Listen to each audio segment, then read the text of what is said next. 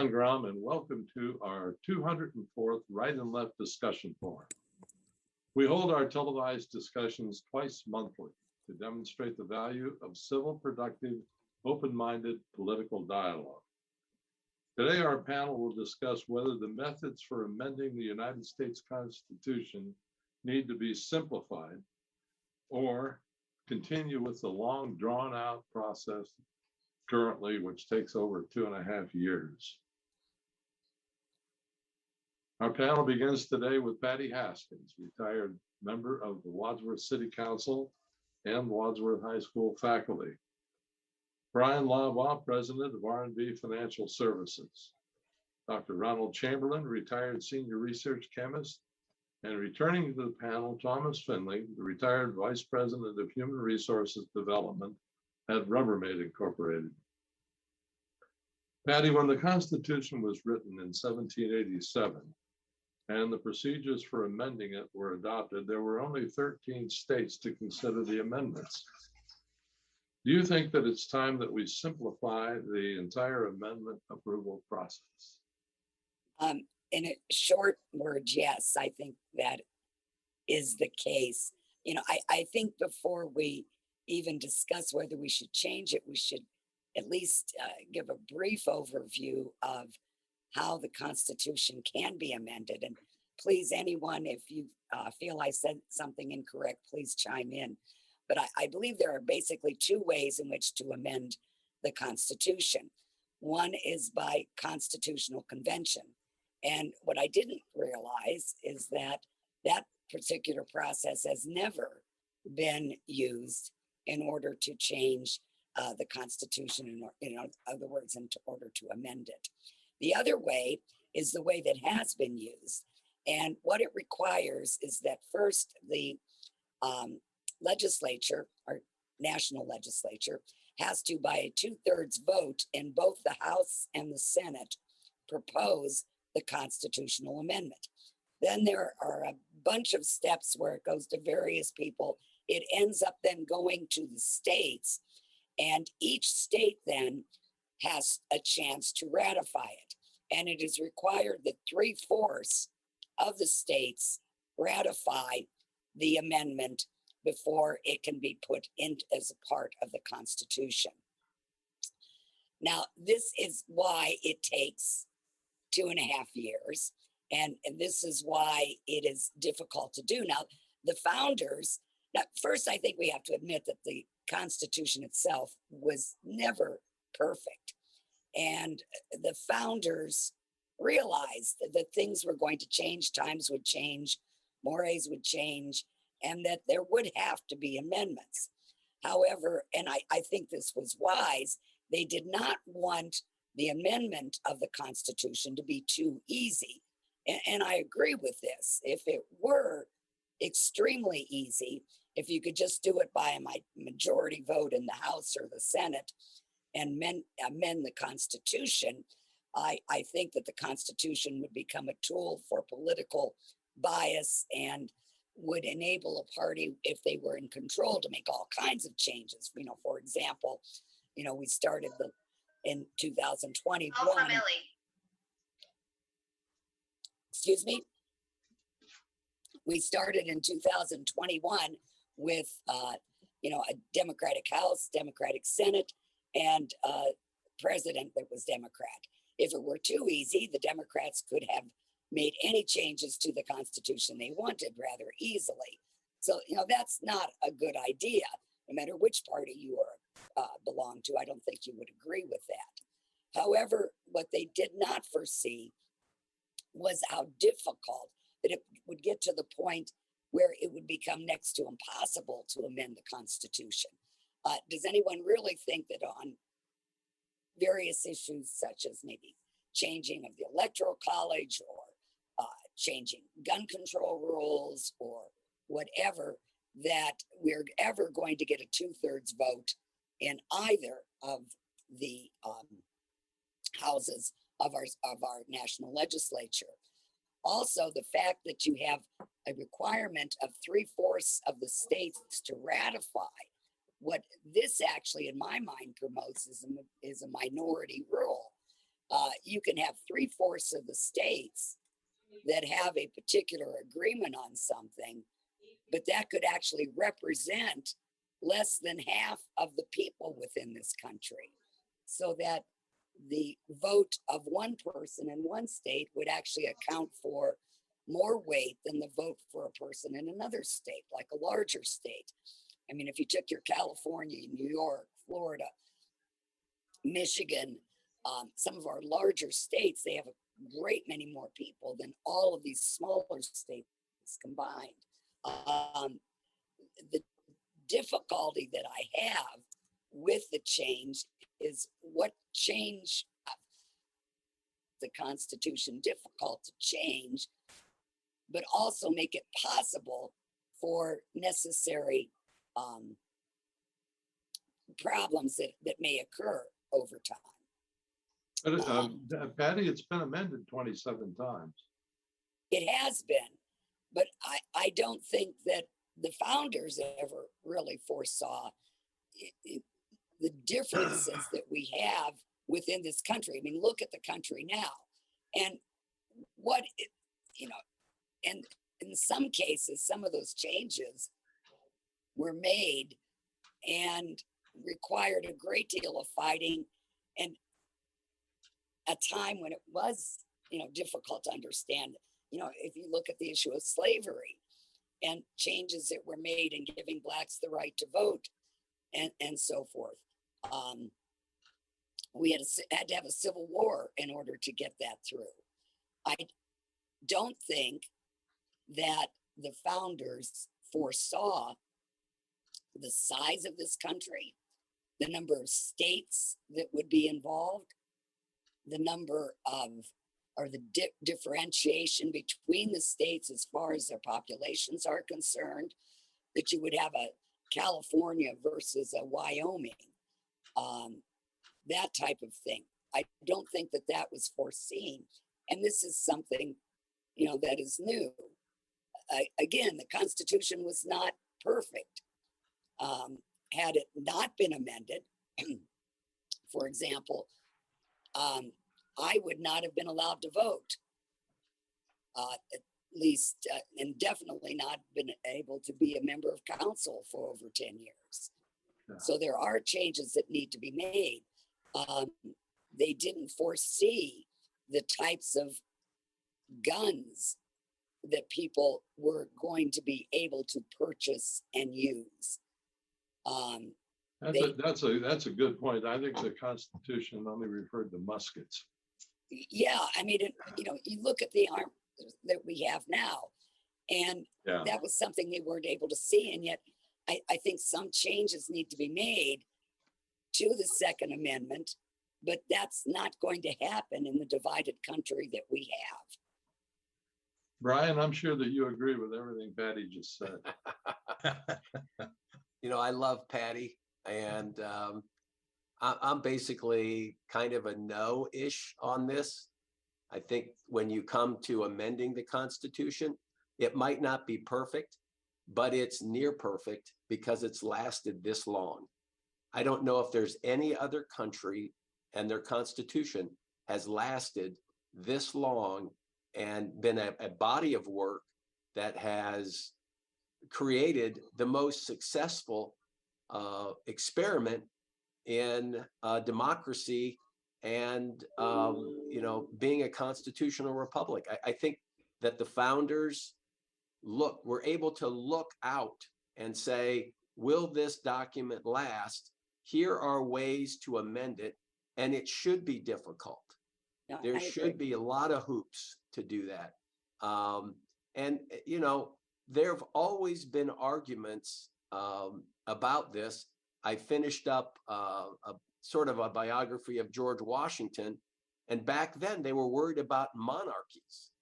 They were worried that George Washington would appoint a relative or a son. He never had any children of his own, but they didn't want monarchies to take place. And there was a group of people that wanted to create a government like the government that they had with Britain. And so they put in some very strict and stringent processes that would prohibit that from happening.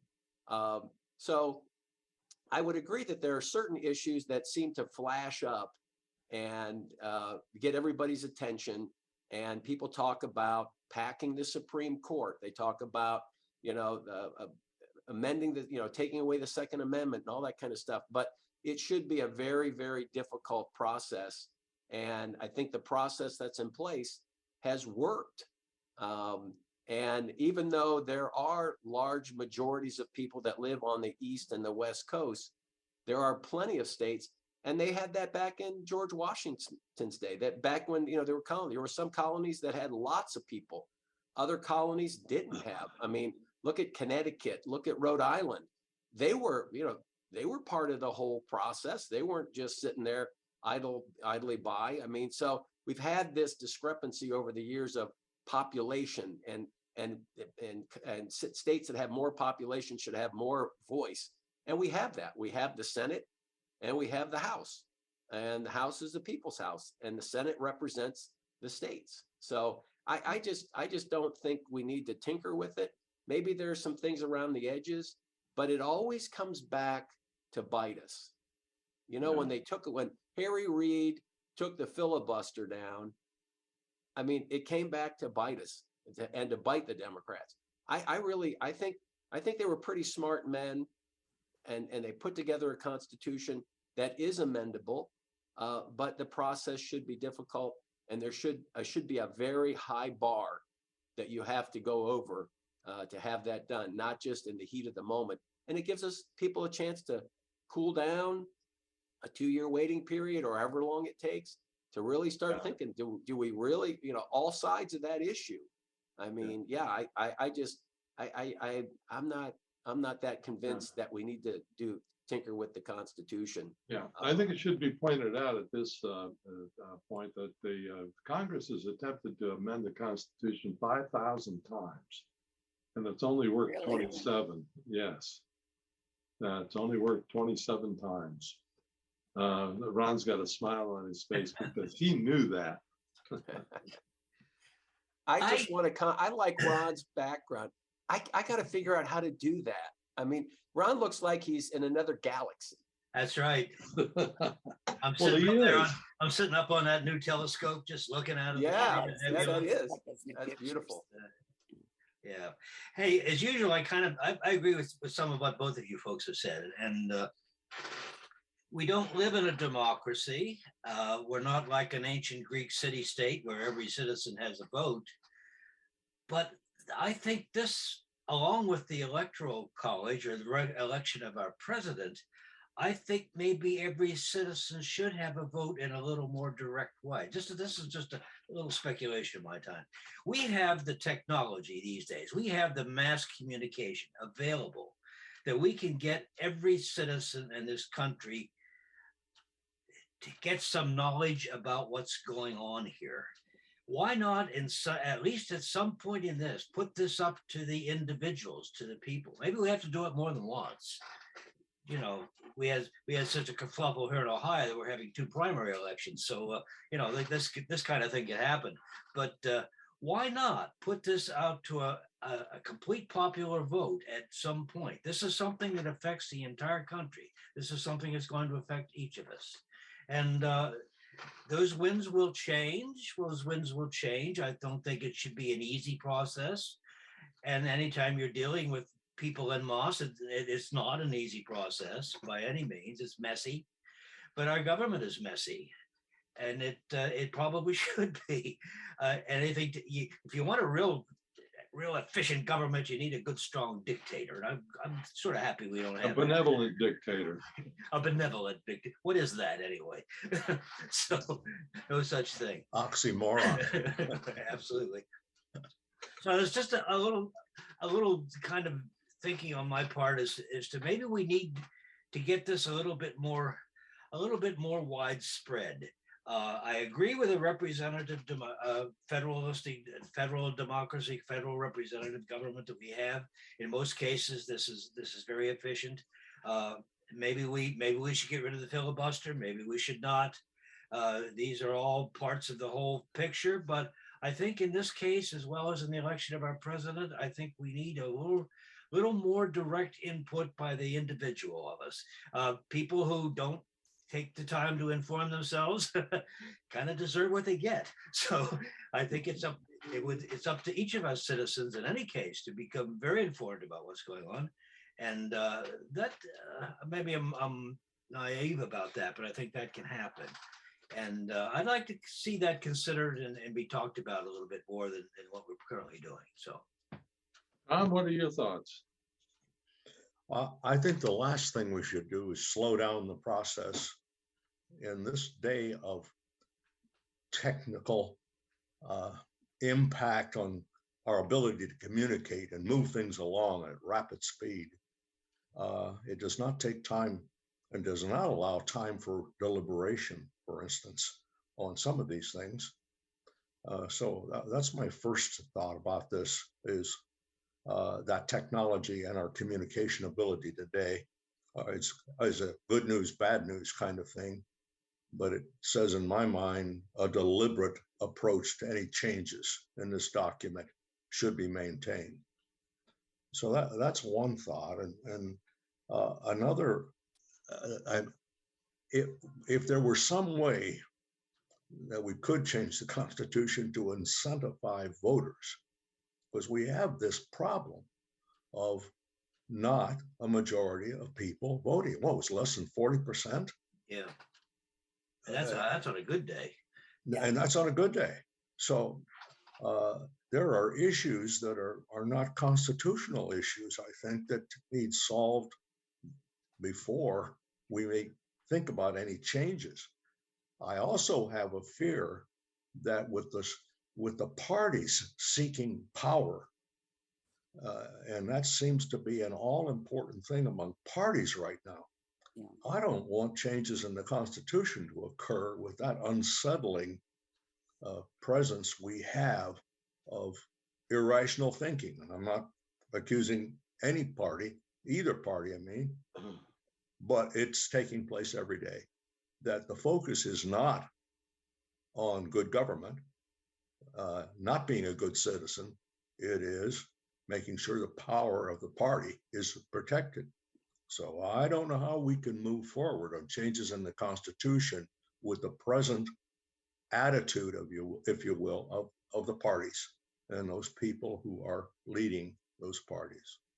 So that's the first thing out of my mind in terms of let's not be changing the procedure for making it easier to change the Constitution. Tom pointed something out that's always been a problem with me, and I think I'm very, very much in the minority, and that I think too many people vote already. That if 40% are voting, 60%, it strikes me, are ignorant or indifferent. And I don't want them anywhere near a polling place. If that's where you are. If you've got some real solid thoughts about candidates and ideas and issues, you're going to vote. If you don't care one way or another, you know, I'm reminded a trip to New York City, and I was not entirely sure how far away I was from the George Washington Bridge, and I stopped at a gas station. Well, I fueled up, and I went inside and asked this young lady, "How far is it to the George Washington Bridge?"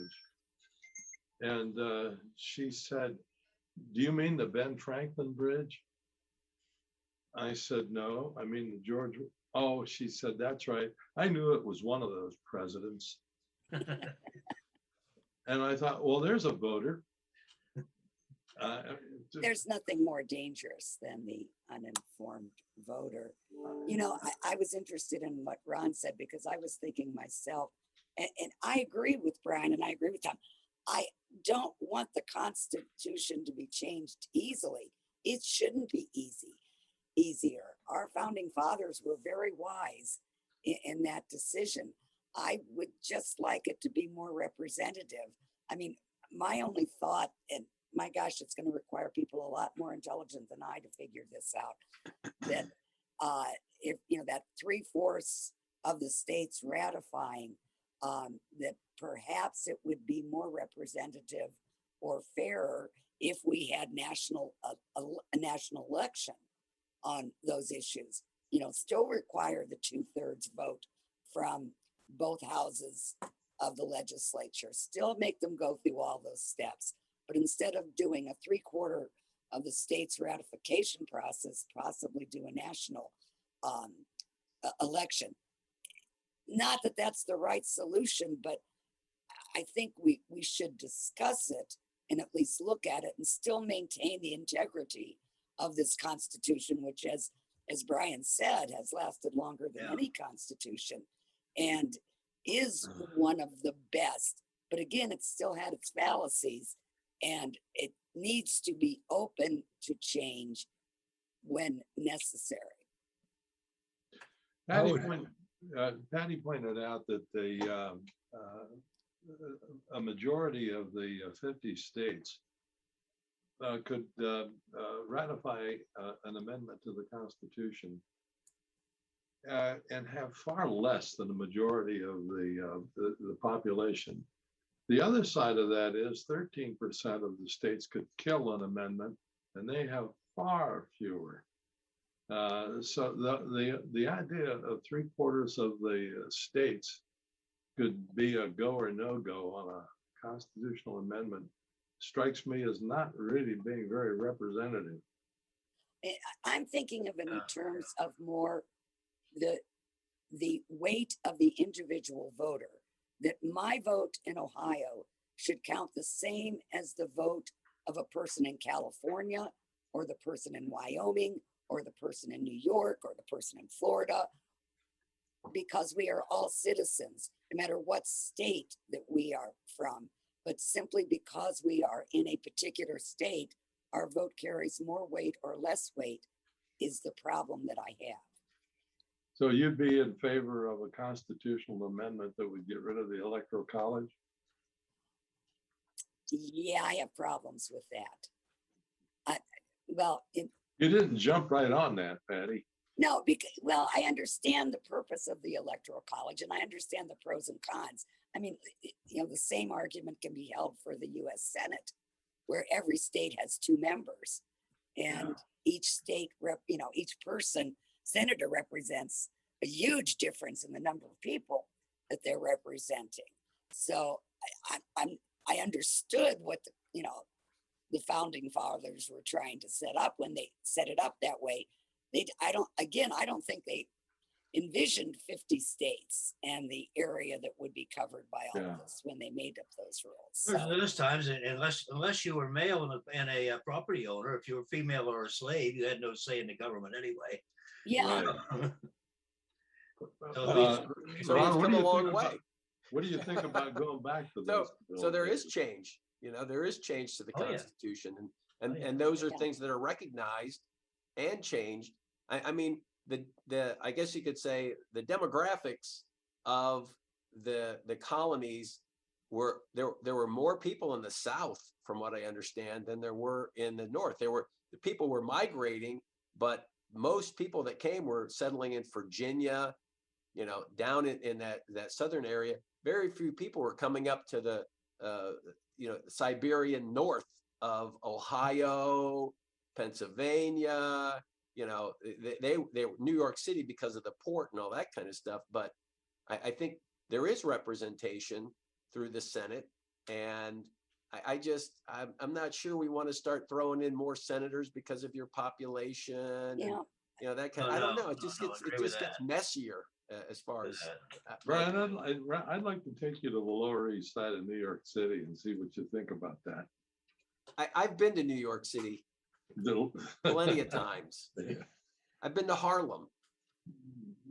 If you want to go somewhere, go to Newark. I've been there.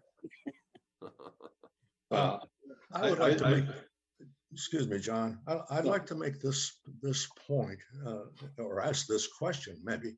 Of all the areas of government that we can point to that say, what if it fails?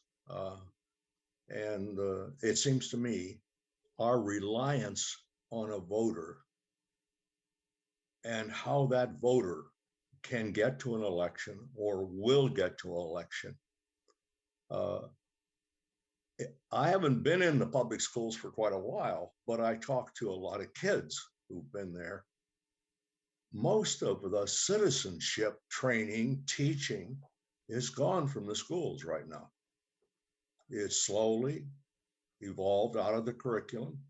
And if the voter, if the citizen is the critical part of this whole democracy of ours, and of course they are, an uninformed one in terms of process isn't going to care anymore. And is that the reason we don't have people at the polls, the voters? I don't know. I'm just raising this issue of we are not, I don't think, in any way, shape, or form moving to have a voter in going to the polls who knows much about what's going on and therefore are very biased via our parties and the information they have. I think that is a significant part of what's going on that needs to be fixed. Good point, Tom. I remember one of my favorite classes in high school was high school civics. And had a great teacher and learned quite a bit there, and it was instilled with a certain attitude toward government. And you're probably right there, because, as you say, 40% on a good day. Yeah. I can only speak of Wadsworth, but they still have the government classes required. One of the activities that they've done for years is the requirement that the government students attend public meetings. We on council would see students and we always had a big audience because of the high school students that were required to come. They had to write a report on that. I have an idea that Wadsworth is the exception to the rule, but we'll have to discuss that. We'll discuss that some other time. Thank you very much, folks. Our 27 minutes is up. See you in 2 weeks.